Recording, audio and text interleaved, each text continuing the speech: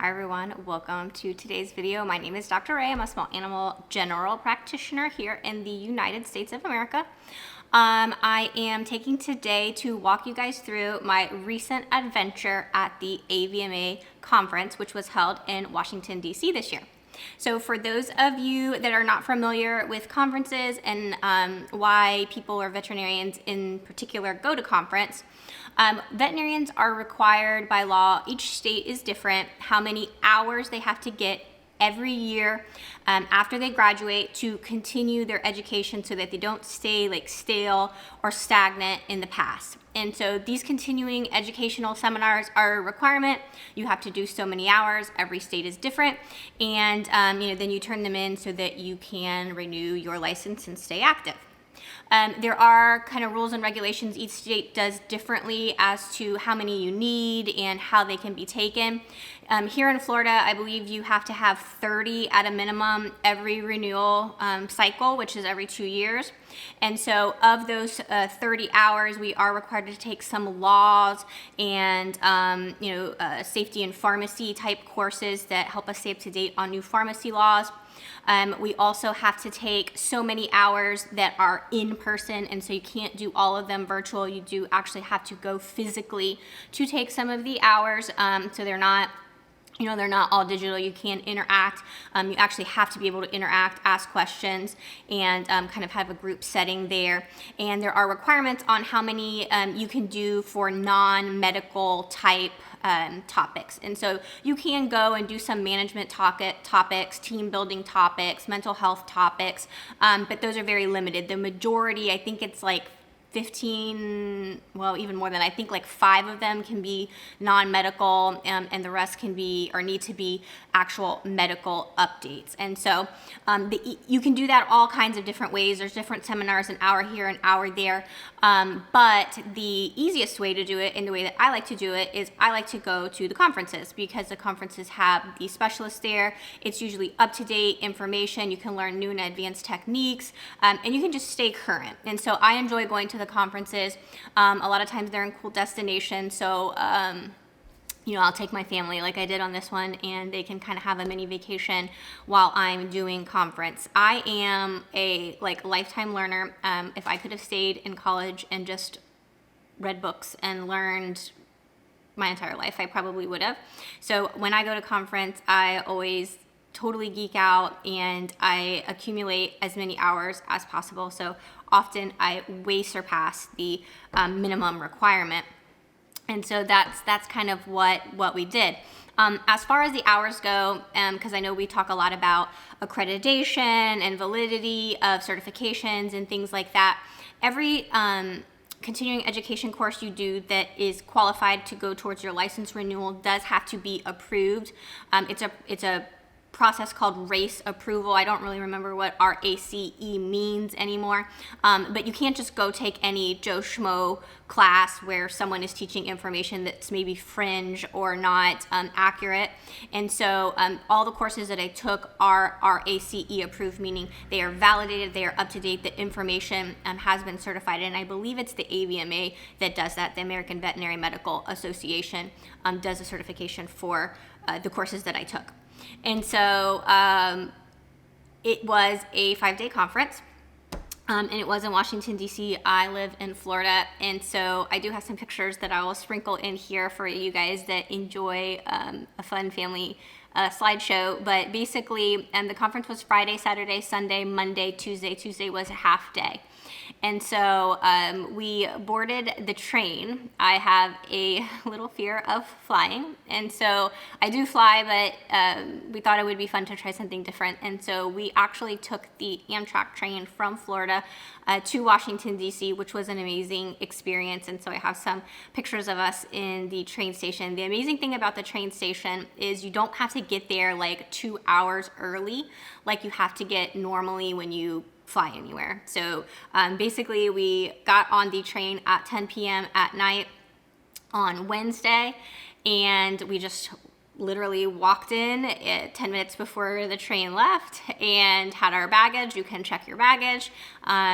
very nice people, not crowded, maybe 30 people waiting to get on the train max. Parking was free, which was awesome. And we boarded the Amtrak train.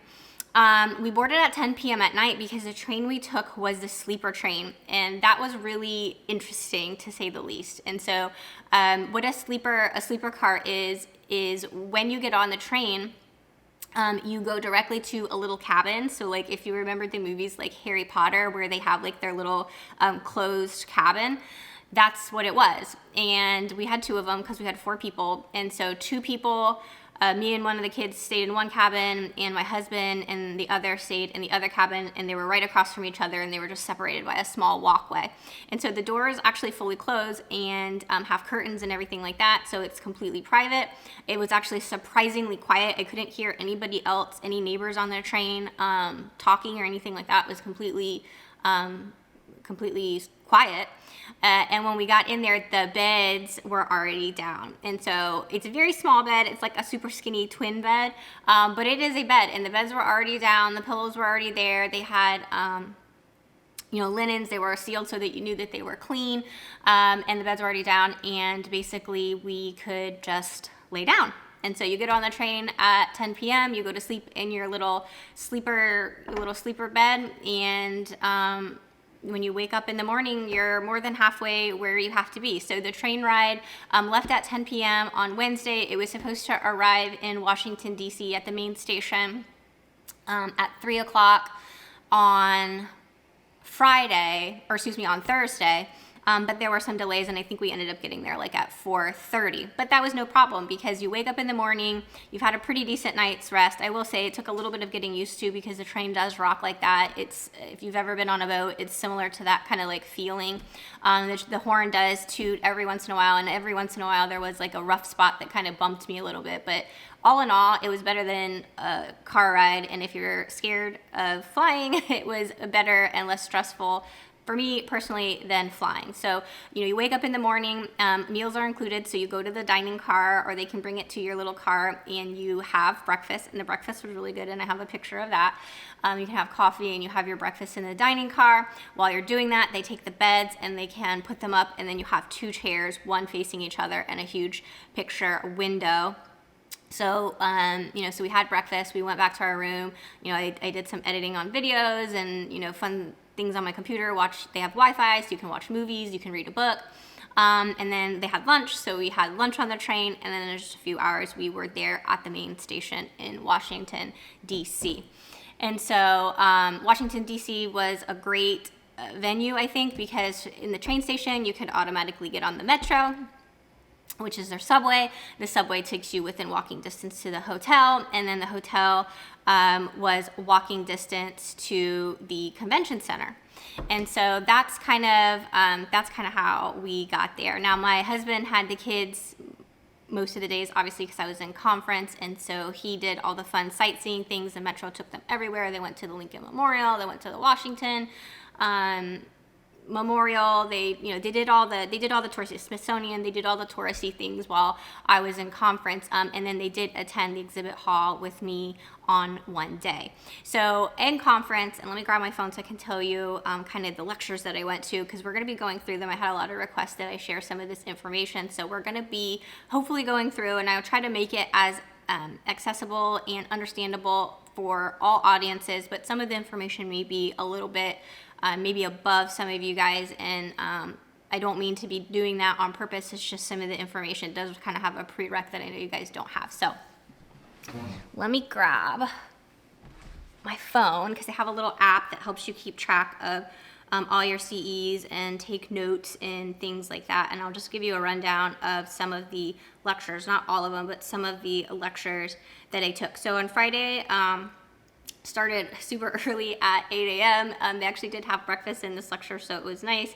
And it was a farmer's dog lecture on talking about fresh and the science of fresh diets and AGEs and, are they significant? And then, of course, kind of sort of promoting the farmer's dog. And this was a sponsored talk. They do have to disclose financial conflicts of interest, and so This was a sponsored talk by the Farmer's Dog, but I definitely wanted to get in there and get some information, and they had some clinical research that they were doing, and so I wanted that up-to-date information, so we'll be having a little chat about that. The next one, which will be my first video that I'm going to film for you guys, was on nutraceuticals for joint health, so nutraceuticals as an oral joint health supplements, and it was evidence-based information and studies on efficacy as of 2025, so I'll be filming that video directly after this one, and so that will be posting soon. I did one on new pet food labels that are going to be changing and being revamped, that we'll be releasing in 2030. So a while on that, but everything, with regulation and government takes a long time, but we'll be going over that. I had that lecture as well. I did a bunch of lectures on behavioral issues and age-related issues, separation anxiety and anxiety-related issue, canine dementia. So I did a bunch of lectures on that because our pets are living so much longer. I'm seeing so many more patients living like this.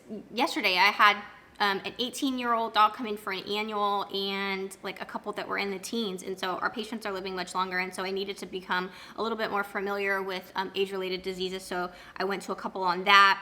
I went to some lectures on brachycephalic because I have Carmen. I went to some brachycephalic aerodigestive disorder, so like where they're sucking in air and they're swallowing air. Let's see, I did so a bunch of separation anxiety. Did some on cardiobiomarkers, so biomarkers to help determine and make our anesthesia safer and determine heart disease in dogs and cats, but specifically on cats, and I have some good information there, and I've implemented some things in my practice from that one already. That was all just on Friday. The list goes on and on. There was even more. I did some stomatitis surgical considerations for cats as well. So that was just on Friday. Saturday, much of the same thing. So lots of lectures. I did go on a series of lectures by a company called Loyal. And they utilize data from the Pet Aging Project, and we'll be talking about that and some new information on curbing metabolic disease and trying to prolong the life of our large breed animals, because we know that our large breed dogs live significantly shorter than our small breeds. And so diving into the research on that, why that's happening, and how maybe we can extend the life of our large breed dogs. So that was really, it was a 3-part series, and that was really interesting data there and information. Sunday, I kind of only went half day. I have family in Washington, D.C., so I spent the afternoon visiting with my family, but I did go and see some lectures on, let's see, what did I do on Friday or on Sunday? I did some ophthalmology stuff. I'm trying to catch up on new tips and tricks for treating corneal ulcers and, again, age-related vision loss. So I got some good, helpful hints and tips there on that one. So we'll be talking about that as well. Monday, we went to New York City. We took the train again from Washington, D.C. to New York City, so we spent the day there. The good thing about the conference, it was a 3-hour train, high-speed train to get from Washington, D.C. to New York City. The good thing about that, we boarded the train at 5 a.m. We got there at 8 a.m., but I had 3 hours where I could actually watch the live stream of the lecture. So I did 3 hours of lecture on the train ride to New York City, and then we had a bunch of fun in New York City and got back 11 o'clock p.m. on Monday. Tuesdays was half a day at the lecture for me, so I did half a day's worth of lectures on Tuesday. Wednesday I went sightseeing with my family, and then we boarded the train on Wednesday evening at I think it was 7 p.m. and yeah, it was 7 p.m. and then we arrived back here in Florida and got off the train at 10 a.m. and that was it. So one of the days, I forget which one it was, we took a part of the day to go into the exhibit hall. The exhibit hall is where all the vendors are, all the new equipment. We were on the hunt for purchasing a new ultrasound, so we stopped at a bunch of ultrasound places to kind of see the equipment.